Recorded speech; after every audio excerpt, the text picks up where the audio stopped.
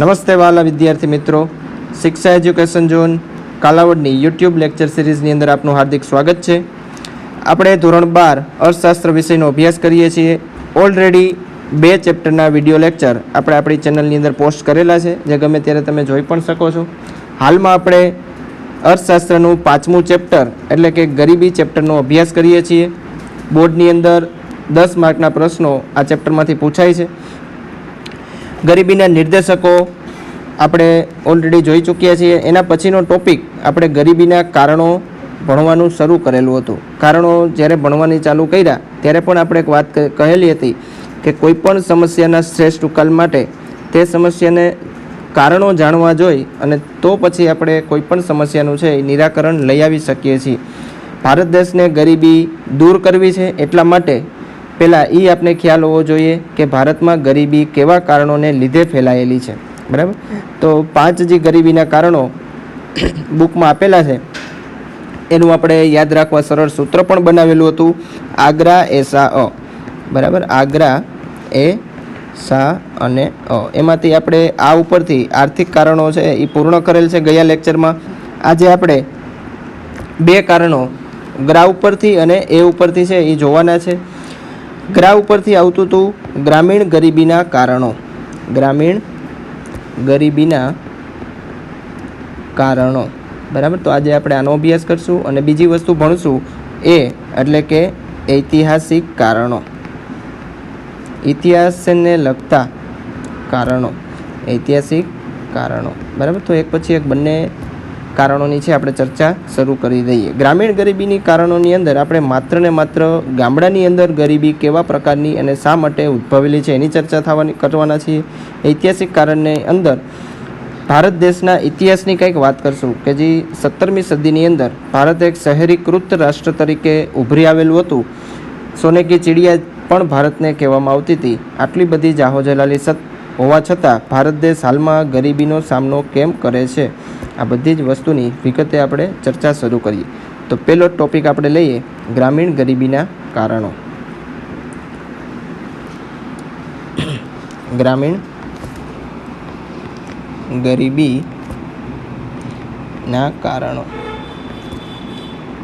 આ ગ્રામીણ ગરીબીના કારણો પણ બુકની અંદર તમે જોશો તો 2 સબ ટોપિક આપેલા છે. ગ્રામીણ ગરીબી શેના લીધે ફેલાયેલી છે? તો એક તો કુદરતી પરિબળો, બરાબર, કુદરતી પરિબળો, અને બીજી વસ્તુ છે વસ્તી વિષયક પરિબળો. દેશની વસ્તી છે એ ભયજનક રીતે વધતી જાય છે, એ એક પણ મોટામાં મોટું પરિબળ ગરીબીની અંદર રહેલું છે. કારણ કે વસ્તી વધતી જાય છે, સામે રોજગારી છે એ એટલી બધી મળતી નથી. રોજગારી મળતી નથી, માણસોની આવક ઓછી જોવા મળે છે અને આવક ઓછી હોવાને કારણે પણ ક્યાંક ને ક્યાંક ગરીબીની સમસ્યા છે એ વધતી જોવા મળે છે. તો પેલું કારણ જે કુદરતી પરિબળનું છે એનો આપણે અભ્યાસ કરીએ અને ત્યાર પછી વસ્તી વિષયક ઉપર આપણે આગળ વધશું. કુદરતી પરિબળ.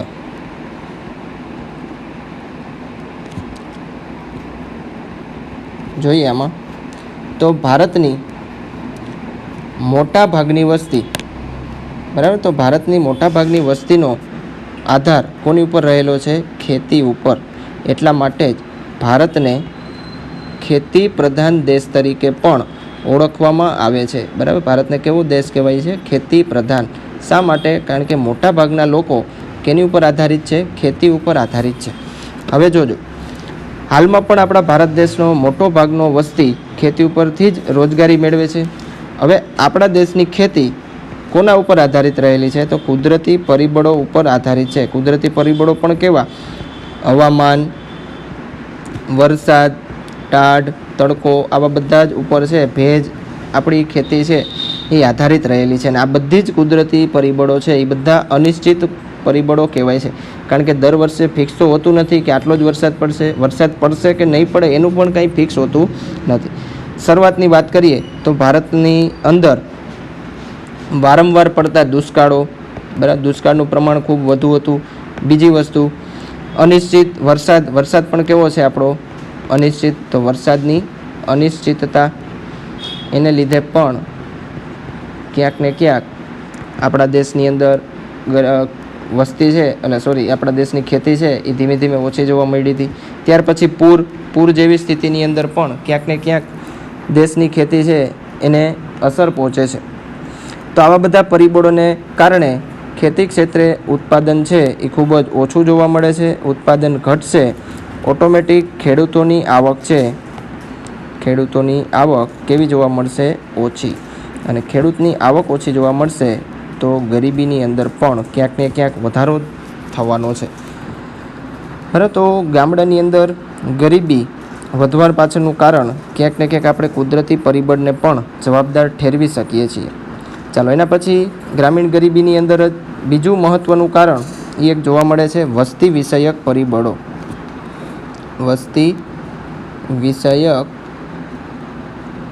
પરિબળો. તો ગામડાની અંદર વસ્તી વધારે છે એના લીધે પણ ક્યાંક ને ક્યાંક ગરીબી છે એ વધારે જોવા મળે છે. જોઈએ આપણે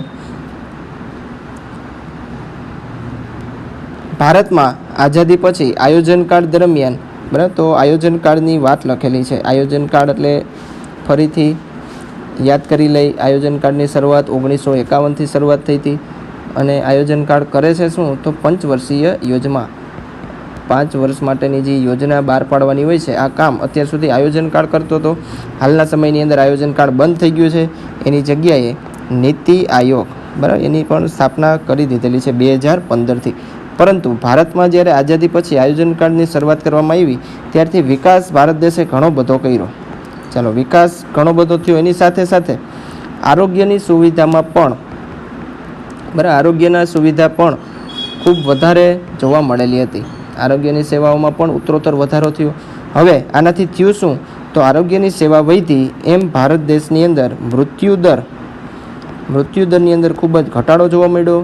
જ્યારે જન્મદર છે એની અંદર કાંઈ પણ પ્રકારનો ઘટાડો થયો નહીં. એને લીધે વસ્તી ભારત દેશની વધવા માંડેલી હતી. બરાબર, કારણ કે જે શરૂઆત પહેલાં માણસોનું મૃત્યુ વધારે થતું, હવે આપણા દેશની અંદર આરોગ્યની સેવાઓ છે ખૂબ સુધરવા માંડી તો માણસોના મૃત્યુ ઓછા થતા. સામે જન્મદરની અંદર કાંઈ આપણે એટલો બધો ઘટાડો છે એ કરી શક્યા નહીં. ઘટાડો ના થયો એટલા માટે વસ્તીની અંદર છે એ ખૂબ વધારો છે એ જોવા મળેલો હતો. હવે વસ્તી ભલે વધતી હોય પરંતુ જો સરકાર દ્વારા કંઈક એવા પગલાં લેવામાં આવે કે આ જે વધતી વસ્તીને છે રોજગારી આપી દઈએ તો પણ છે ક્યાંક ને ક્યાંક રોજગારી મળી જશે તો ગરીબી ઓછી થશે. પરંતુ વસ્તીની વધારાની સાથે માણસોની માથાદીઠ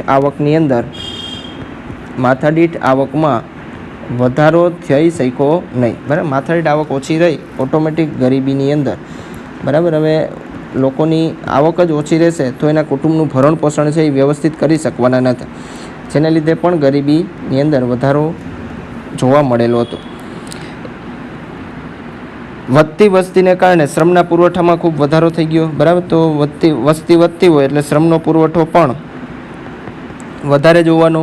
શ્રમનો પુરવઠો એટલે કે માણસોની સંખ્યા વધારે હતી, શ્રમનો પુરવઠો તો વધી ગયો. સરકારે સામે રોજગારીનું સર્જન એટલું બધું કરી શકી નહીં. તો માણસો તો ઘણા બધા હતા પણ એને કામ મળતું નહોતું, લોકોને કામ નહોતું મળતું, એટલા માટે બેરોજગારીનો પ્રશ્ન વધારે જોવા મળ્યો. અને બેરોજગારી વધશે, ઓટોમેટિક ગરીબીની અંદર પણ ક્યાંક ને ક્યાંક વધારો જોવા મળવાનો છે.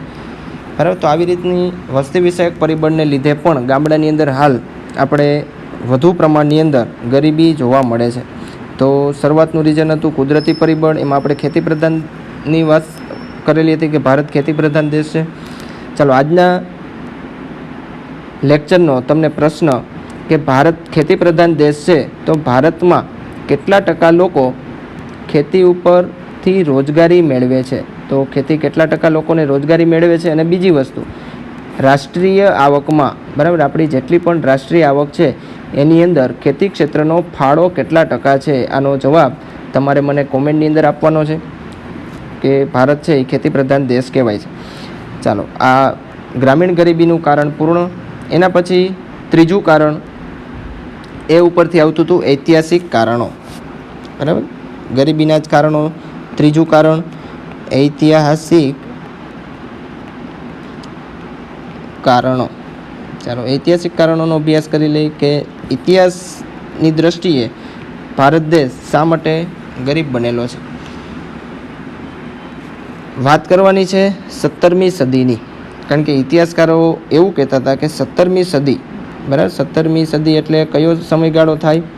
17મી સદી એટલે થશે 1601થી લઈને 1700 ઈસવીસન સુધીનો સમયગાળો. હવે આ તમે વ્યવસ્થિત જોવો જોઈએ, તમે અત્યાર સુધી સમાજ વિદ્યામાં પણ ભણતા એવા હશો કે 1600 ઈસવીસન 1600થી ભારત દેશની અંદર યુરોપિયન પ્રજાનું આગમન શરૂ થયું હતું. સૌપ્રથમ વાસ્કો દ ગામાએ શરૂઆત કરેલી હતી અને આ જ સમયગાળા દરમિયાન 1601 અંગ્રેજોએ ભારત દેશ ઉપર વેપાર કરવાની શરૂઆત પણ કરેલી હતી. ઈસ્ટ ઇન્ડિયા કંપનીની શરૂઆત પણ 1600ની સાલની અંદર થયેલી હતી, બરાબર. તો ઇતિહાસકારોના મતે 17મી સદી સુધી ભારત દેશ એક શહેરી, વધુ પ્રમાણમાં શહેરીકૃત, બરાબર, તો શહેરીકૃત પણ રાષ્ટ્ર અને પ્લસ વ્યાવસાયિક, શહેરીકૃત અને વ્યાવસાયિક રાષ્ટ્ર હતું. તો ખૂબ સારી વસ્તુ કહેવાય કે 17મી સદીની અંદર ભારત દેશનો વ્યવસાય ખૂબ જ મોટા પ્રમાણની અંદર હતો. એમાં પણ ભારત છે એ સુતરાઉ કાપડની નિકાસની અંદર, સુતરાઉ કાપડ, બરાબર, વેચાણ નહીં, આપણે નિકાસ, એટલે કે આપણા દેશમાં તો સુતરાઉ કાપડ પૂરું પાડતા હતા, આ ઉપરાંત આપણે બીજા અન્ય દેશોની અંદર આ નિકાસની અંદર પણ આપણો ફાળો છે એ ખૂબ વધારે પ્રમાણમાં હતો. હવે સુતરાઉ કાપડ ઉપરાંત સિલ્ક, મરી મસાલા, ચોખા, આ બધાની માંગ પણ વિશ્વના બજારની અંદર ખૂબ જ સારામાં સારી હતી. એટલા માટે જ યુરોપિયન પ્રજાતિએ એવું નક્કી કર્યું કે આપણે પણ ભારતની અંદર જઈને વેપાર કરવો છે, બરાબર, કે ભારતમાં વેપાર કરવો છે, આપણો પણ એક પ્રદેશ ભારતની અંદર હોવો જોઈએ. એટલા માટે જ ધીમે ધીમે ભારતની અંદર યુરોપિયન પ્રજાનું આગમન શરૂ થયું. એમાં સૌપ્રથમ પોર્ટુગીઝે સૌપ્રથમ આગમન કરેલું. એના પછી ડચ લોકો ભારત દેશની અંદર આવેલા. એના પછી અંગ્રેજોએ ભારતની અંદર કદમ મૂકેલા અને સૌથી છેલ્લે ફ્રેન્ચ લોકો ભારતની અંદર આવેલા હતા. આ ચારે ચાર જે વસાહત છે, આની ઉપરાંત પણ ઘણા બધા દેશના લોકો છે, યુરોપિયન પ્રજાતિ આપણા દેશમાં અંદર વેપાર માટે આવેલા હતા, પરંતુ સૌથી વધુ વર્ચસ્વ આ 4 યુરોપિયન પ્રજાતિઓનું હતું. આ ચારે ચાર પ્રજાતિઓનો મુખ્ય હેતુ ભારતની અંદર વેપાર કરવાનો હતો. પરંતુ આ 4 પ્રજાતિમાંથી અંગ્રેજ પ્રજાતિ એવી હતી કે જેને ભારતની અંદર સંસ્થાનવાદી નીતિ, કેવી નીતિ? સંસ્થાનવાદી નીતિ, કે એની અંદર ભારતની અંદર વેપાર તો કરવો, સાથે સાથે ભારતની અંદર શાસન વ્યવસ્થા, એટલે કે રાજ પણ કરવું. તો આપણે બધાને ખ્યાલ છે કે અંગ્રેજોએ સમગ્ર ભારત ઉપર કબજો કરેલો હતો અને ભારત દેશનું ક્યાંક ને ક્યાંક ખેતી અને ઉદ્યોગોની હાલત ખરાબ કરેલી હતી. તો ભારતની ખેતી અને ઉદ્યોગ જે શરૂઆતના સમયની અંદર ખૂબ જ સારામાં સારી હતી, એનો નાશ કરવાનો મોટામાં મોટો ફાળો અંગ્રેજો તરફથી આપેલો હતો. તો આ પણ એક ખાસ વસ્તુ યાદ રાખવાની છે. આ ઐતિહાસિક કારણની અંદર આપણે 2 પરિબળોની ચર્ચા કરવાની છે. એક તો ભારતની ખેતી, બરાબર, ભારતની ખેતીની વાત કરવાની છે, અને બીજી આપણે ઉદ્યોગો. તો ખેતી કઈ રીતે નષ્ટ થઈ હતી એ જોશું, અને બીજી વસ્તુ જોવાની છે ભારતના ઉદ્યોગો. ચાલો. અંગ્રેજોના શાસનકાળ દરમિયાન વિવિધ કારણોસર ભારતમાં ખેતી ક્ષેત્રની સ્થિતિ નાજુક બની ગઈ હતી. એક તરફ ખેતીનો મોટા ભાગનો આધાર વરસાદ ઉપર હતો. હવે જે વર્ષે વરસાદ હશે નહીં ત્યારે ખેતી આપણી સિંચાઈ આધારિત ખેતી રહેવાની છે, બરાબર. તો સિંચાઈની સગવડ છે એ ખરેખર અંગ્રેજો તરફથી આપવાની જરૂર હતી, પરંતુ અંગ્રેજોએ સિંચાઈની અંદર એક પણ પ્રકારનું મૂડીરોકાણ કરેલું હતું નહીં. તો અંગ્રેજોએ મૂડીરોકાણ સિંચાઈની અંદર કર્યું નહીં, એટલા માટે પણ ક્યાંક ને ક્યાંક આપણી ખેતી પડી ભાંગી હતી. બીજી તરફ અંગ્રેજોના સમયની અંદર તો જો તમે વ્યવસ્થિત ઇતિહાસ જોયો હોય તો આપણા દેશની અંદર વારંવાર પડતા દુષ્કાળો, બરાબર, દુષ્કાળનું પ્રમાણ પણ ખૂબ વધારે પ્રમાણમાં હતું. જમીનદારી પ્રથા, અંગ્રેજ દ્વારા જમીનદારી પ્રથા અમલમાં આવેલી હતી. મહેસૂલનો દર ઊંચો, મહેસૂલ એટલે કે કરવેરા, જમીન ઉપર સૌથી વધારે મહેસૂલ ઉઘરાવવામાં આવતું હતું. આ જમીનદારી પ્રથા શું છે એ આપણે આગળ અભ્યાસ કરવાનો આવશે. આપણું 8મું ચેપ્ટર કૃષિ ક્ષેત્ર, એની અંદર જમીનદારી પ્રથાનો ઉલ્લેખ છે એ ખૂબ સારી રીતે કરેલો છે, તો ત્યાં આપણે અભ્યાસ કરશું. આવી બધી પદ્ધતિને લીધે પણ આપણી ખેતી છે એ ખૂબ નબળી પડતી જતી હતી. આ મહેસૂલનો દર કેટલો ઊંચો હતો એના માટે આખું એક મૂવી પણ આવેલું હતું, લગાન.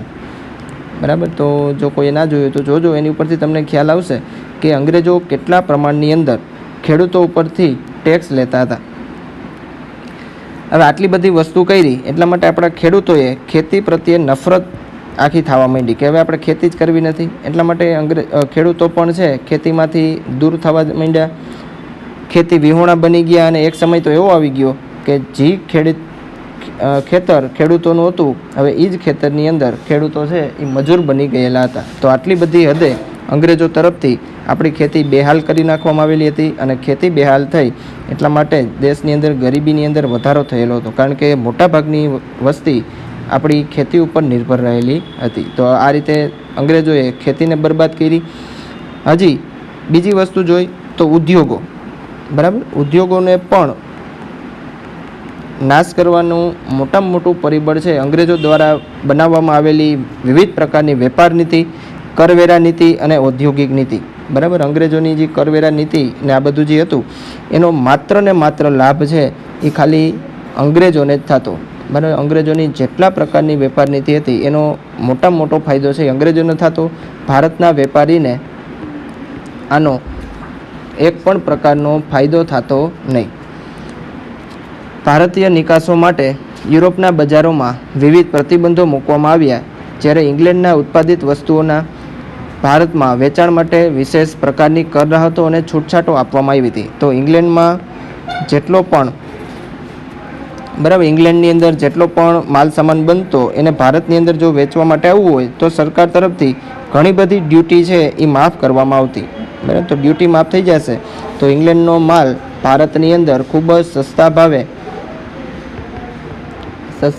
વેચવાનો છે. સસ્તા ભાવે વેચાશે તો આપણે પણ સૌથી વધુ માલ છે પેલી પ્રિફરન્સ કેને આપશું? સસ્તો. હવે ભારતની વાત કરી તો ભારતની અંદર આ જ બધો સરકાર દ્વારા એટલી બધી કરવેરા લગાડવામાં આવેલા હતા તો ભારતના વેપારીએ જેટલો પણ માલ સામાન બનાવતો એની ઉપર મોટા પ્રમાણની અંદર ડ્યુટી નાખવામાં આવેલી હતી, જેને લીધે ભારતનો માલ સામાન છે એ ખૂબ મોંઘો બની ગયો હતો. બરાબર, તો મોંઘો ભાવ કોઈ લઈ શકતા નહીં. બીજી તરફ ઇંગ્લેન્ડની અંદર જેટલો પણ કાચો માલ બનતો એને ભારતની અંદર જુદા જુદા પ્રદેશમાં પહોંચાડવા માટે અંગ્રેજો તરફથી રેલવેની સુવિધા આપવામાં આવેલી હતી, જે આપણે બધાને ખ્યાલ છે. 1953ની અંદર 1853માં સૌ પ્રથમ જે રેલવેની સ્થાપના કરેલી હતી. બરાબર, તો એનો લાભ માત્ર ને માત્ર ઇંગ્લેન્ડ દ્વારા પોતાના માલ સામાન એક ખૂણાથી બીજા ખૂણે પહોંચી શકે એના માટે શરૂઆત કરવામાં આવેલી હતી. આ પ્રકારની નીતિથી અંગ્રેજોને ભારતમાં ઉત્પાદન અને વેચાણથી જેટલું પણ અધિશેષ પ્રાપ્ત થતો એનો હિસ્સો એને ખરેખર ભારતમાં વાપરવાનો હતો, પણ એની જગ્યાએ એને ઇંગ્લેન્ડની અંદર, બરાબર, જેટલો પણ નફો ભારતના વેચાણથી થયો એનો મોટા ભાગનો હિસ્સો ઇંગ્લેન્ડની અંદર રોકી દીધો અને ત્યાં ઇંગ્લેન્ડમાં ઔદ્યોગિકરણની સ્થાપના કરી દીધી. બરાબર, તો ઔદ્યોગિકરણની સ્થાપના ઇંગ્લેન્ડમાં થઈ એટલા માટે ઇંગ્લેન્ડ અત્યારે વિકસિત કન્ટ્રી કહેવાય છે. બરાબર, જ્યારે ભારત જે એક સમયે વિકસિત કન્ટ્રી હતું એમાંથી અત્યારે હાલમાં આપણા દેશ ગરીબ બની ગયો છે. એનું મોટામાં મોટું રીઝન અંગ્રેજોની કરવેરા નીતિ અને ઔદ્યોગિક નીતિ. એક ઇતિહાસકાર તો એવું કહે છે કે અંગ્રેજોએ ભારતના ભોગે ઇંગ્લેન્ડને વિકસિત બનાવેલું છે. બરાબર, તો આ પણ એક વસ્તુ વિચારવા જેવી.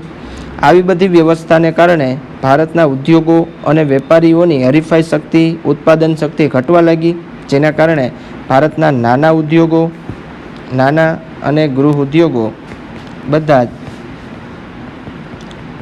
ધીમે ધીમે પાયમાલ થવા લાગ્યા અને એને લીધે ક્યાંક ને ક્યાંક બેરોજગારીમાં વધારો થયો અને બેરોજગારીમાં વધારો થાય એટલે ફરી પાછું ગરીબીની અંદર છે એ ખૂબ જ વધારે પ્રમાણમાં વધારો થઈ ગયેલો હતો. બરાબર, તો આવી રીતે ઐતિહાસિક કારણને લીધે પણ ભારતમાં ક્યાંક ને ક્યાંક ગરીબી વધારે પ્રમાણમાં જોવા મળે છે. તો ગરીબીના 3 કારણો છે અહીં પૂર્ણ થાય છે. 2 કારણો બાકી રહ્યા, સામાજિક કારણ અને અન્ય કારણો, જે હવે પછીના લેક્ચરની અંદર આપણે ડિસ્કસ કરીશું. આજનો લેક્ચરનો પ્રશ્ન ફરીથી યાદ કરાવું છું. ભારતમાં કૃષિ ક્ષેત્રે કેટલા ટકા લોકો રોજગારી મેળવે છે અને રાષ્ટ્રીય આવકની અંદર કૃષિ ક્ષેત્રનો ફાળો કેટલો છે એનો જવાબ તમારે મને કોમેન્ટમાં આપવાનો છે.